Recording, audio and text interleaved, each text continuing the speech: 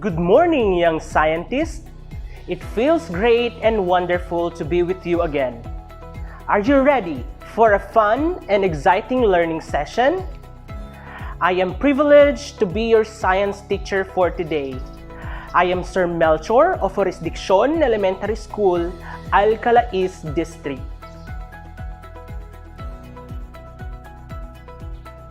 Our topic for today is based from the most essential learning competencies, interaction for survival among living and non-living things.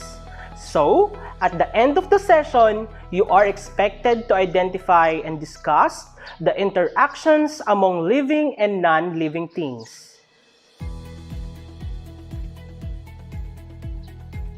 Let's have a short review of our previous lesson. What is invertebrates? Very good! Invertebrates are animals without backbone. Next, I want you to arrange the following pictures according to their type.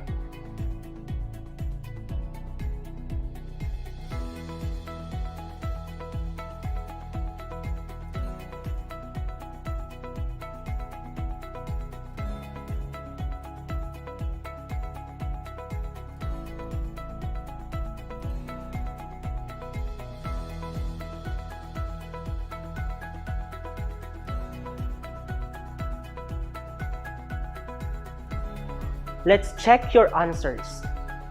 If your answer to annelids is earthworm, you are correct.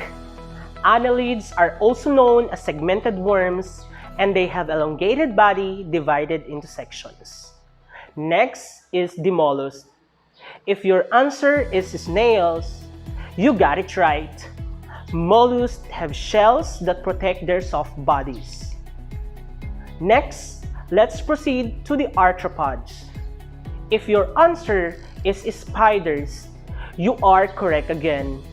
Arthropods has a hard outer body covering, jointed legs, segmented body, compounded eyes, and specialized body parts.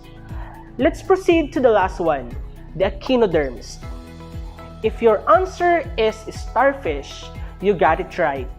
Echinoderms do not have head end or tail end, and they live in marine environment.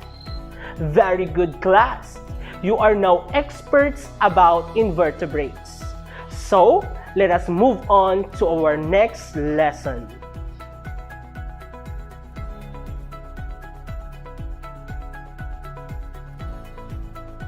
Have you ever been into a forest? What kind of animals live there? What kind of plants and trees can you find there? The living things that live in one place depend in their environment. They form relationship with other living things and non-living things in their habitats in order to survive. Living things and non-living things together forms an ecosystem. What is ecosystem? An ecosystem is a place where living things live while continuously interacting with other living and non-living components.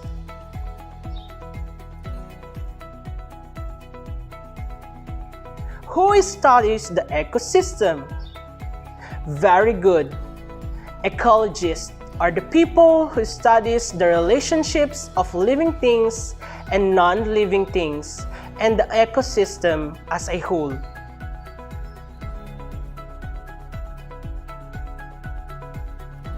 Ecosystem is composed of habitats, biotic factors, and abiotic factors. Habitats where living things live. Biotic factors, which consist of plants, animals, and other organisms.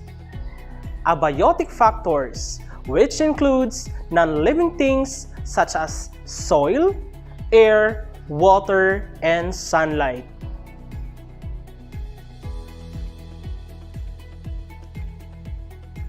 Biotic factors, or the living components of an ecosystem, plants, animals, and other organisms. Who can give me an example of plants? Very good, class. How about animals? Very good. And how about organisms? Perfect.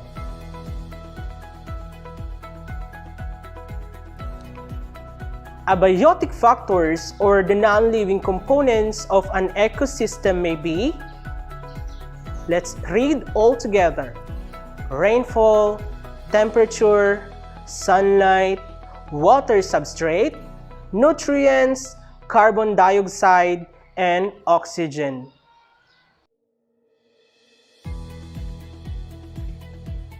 Did you understand what biotic factor and abiotic factor means?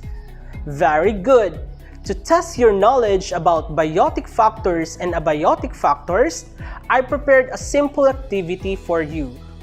If you think that the picture that I will show you is biotic factor, raise your right hand like this. And if it is a biotic factor, raise your left hand like this. And of course, if you hear the sound, that is the time to raise your hand.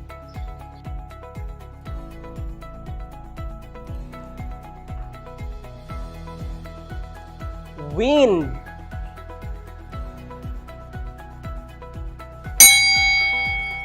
If you raised your left hand, you're correct. Snake. If you raised your right hand, you are correct. How about rain?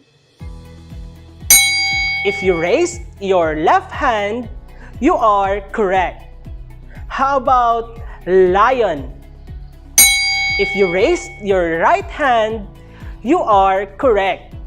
Last one, how about flood water? If you raised your left hand, you are correct.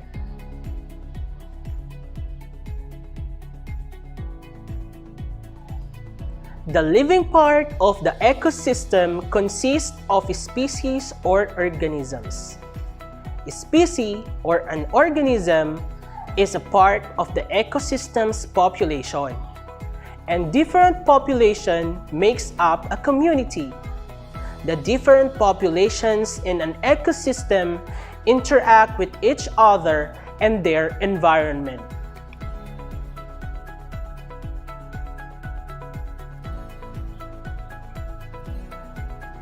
Habitat, the place or environment where plants or animals naturally lives and grows.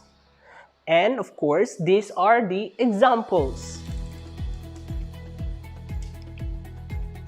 The interaction of the biotic and abiotic components of the ecosystem brings about the continuous cycle of materials and energy.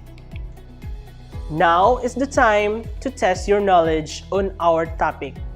Bring out your pen and paper and answer the following questions. Write the letter of your answer.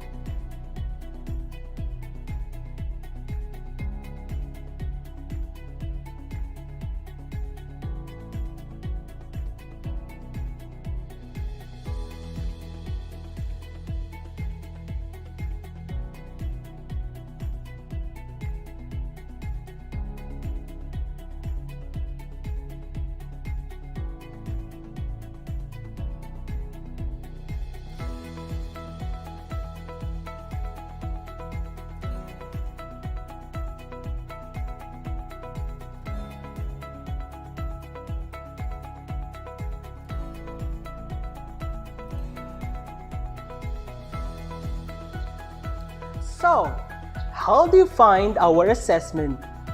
Is it easy? Very good, class! I know that it is very easy for you because you participated actively in our lesson. Well done, young scientists! Thank you so much for watching. God bless and mabuhay!